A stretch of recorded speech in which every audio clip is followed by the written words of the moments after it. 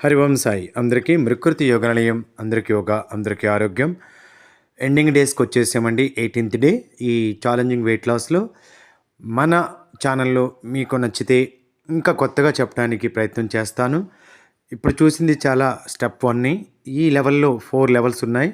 అయితే ఈరోజు ముందుగా అర్ధచక్రాసన అండ్ పాదహస్తాసన, స్లో మూమెంట్. ఇది back forward and front forward 155, అంటే ఫ్రంట్ ఫార్వర్డ్లో 75, బ్యాక్ ఫార్వర్డ్లో 75, 150 చేయాలి. స్లో మూమెంట్ అరౌండ్ 2.5 minutes కంటిన్యూగా చేయాలి. ఎక్కడ కూడా బ్రేక్ తీసుకోవడానికి లేదు. సో ఈ విధంగా చేసిన తర్వాత జస్ట్ ఒక 2 minutes బ్రేక్ తీసుకోండి.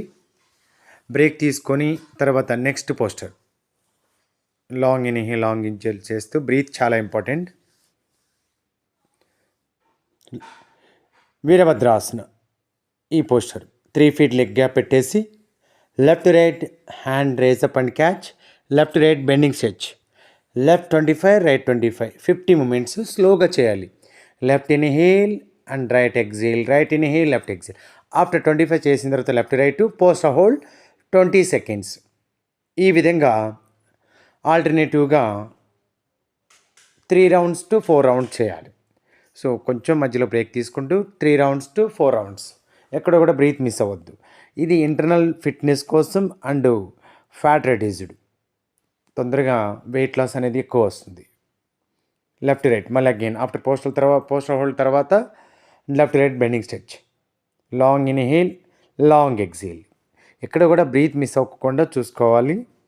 బ్రీత్ అనేది చాలా ఇంపార్టెంట్. ఎస్, ఈ విధంగా లాంగ్ ఇన్హేల్, లాంగ్ ఎగ్జేల్.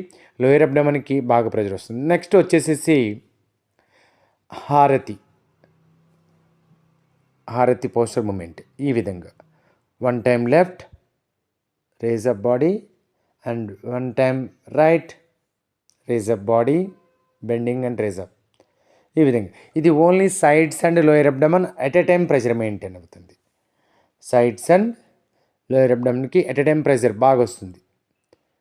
ఈ విధంగా హ్యాండ్ క్యాచ్ చేసి లెఫ్ట్ రైట్ రోలింగ్ చేస్తూనే ఉండాలి. జస్ట్ ఈ మూమెంట్ కంపల్సరీగా చేయాలి. హారతి మూమెంట్, హారతి ఆసన. ఈ విధంగా లెఫ్ట్ రైట్ 25, 25, ఓవరాల్గా 50 చేయాలి. సో 3 rounds, కొంచెం బ్రేక్ తీసుకుంటూ 3 rounds చేయాలి. Long inhale, long exhale, raise up, inhale, again front forward, exhale. Breath అనేది ఎక్కడ కూడా మిస్ అవ్వకుండా చాలా జాగ్రత్త తీసుకోవాలి. బ్రీత్ ఎక్కడ కూడా మిస్ అవ్వకుండా తీసుకోవాలి. నెక్స్ట్ శవాసనలో 2 legs fold and 30 degrees and 2 legs fold and 30 degrees.